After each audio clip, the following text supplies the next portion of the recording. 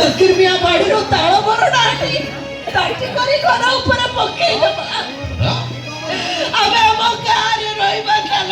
ଆଉ ଗାଁ ଲୋକ ଯେତେବେଳେ ପଚାରିବେ କହିବେ ସନା ପକେଇ କିହ ସହରକୁ ପୁଅ ବୋଉ ପାଖକୁ ଯାଇଥିଲ ପଳେଇ ଆସିଲ କାହିଁକି? ସେତେବେଳେ କଣ କହିବା ସେମାନଙ୍କୁ? ଆମ ବୋହୂ ଆମକୁ ଖାଇବାକୁ ଦେଲାନି, ବାର ବାର ଦୂର ଦୂର କହିଲା।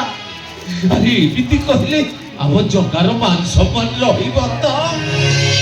ଜଗିଥାଅ ତମ ସେ ପୁଅକୁ। ପୁଅର ମାନ ସମ୍ମାନ ଜଗି ତମେ ଏଇଠି ପଡିଥାଅ। ହେଲେ ମୁଁ ରହିବିନି। ପଛେ ସେଇ ଭଙ୍ଗା ଘରେ ପଡି ପଡି ମରିବି। ମୁଁ ଚାଲିଯିବି। ଶୁଣ ମୁଁ ଜାଣେ ପରା ଆମ୍ବୁଲ ମାଠିଆ ଯୋଉଠି ବୁଢାବୁଢୀ ଗଡି ଗଡି ସେଇଠି।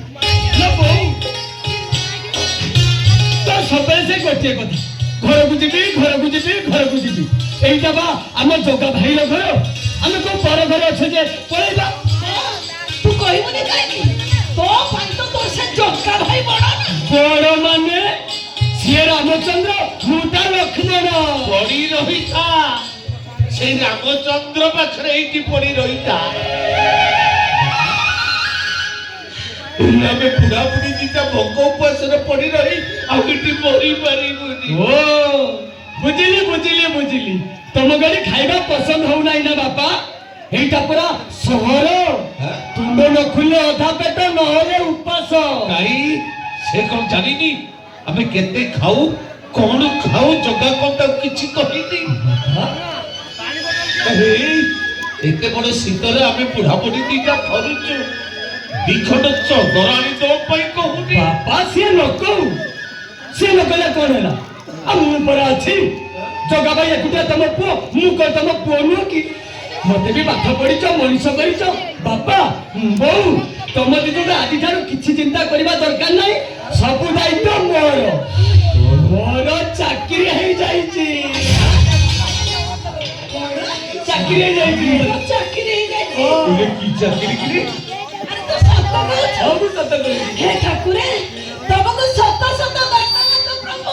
ଏ ବୋଉ ବୋଉ ମାସକୁ ଦରମା 10,000। 10,000। 10,000?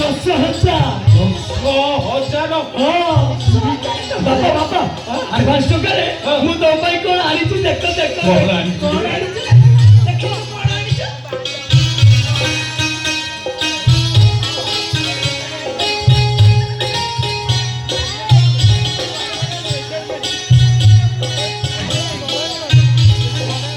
ଆମ ପାଇଁ ଚାଦର ଆଣିଛୁ।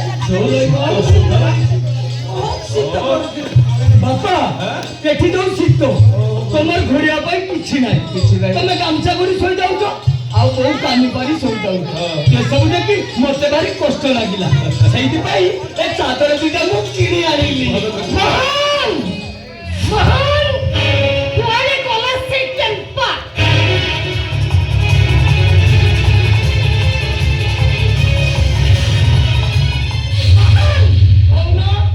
ମୁଁ ବା ତମ ଆଗରେ ଛିଡା ହେଇଛି। ଆବେ ଚମ୍ପା, ତତେ କୋଉଠି ଜାଗା ମିଳୁନି? ତୁ ଏଇଠି ଅଛୁ ମୋର ସର୍ବନାଶ କରିବା ପାଇଁ। ବୋହୁ କଣ ହେଇଛି? ତୁ ତା ଉପରେ ଏମିତି ରାଗୁଛୁ କାହିଁକି? ରାଗିବିନି କଣ, ଝିଅ ବିପଦେ ପିଚା କରିବି।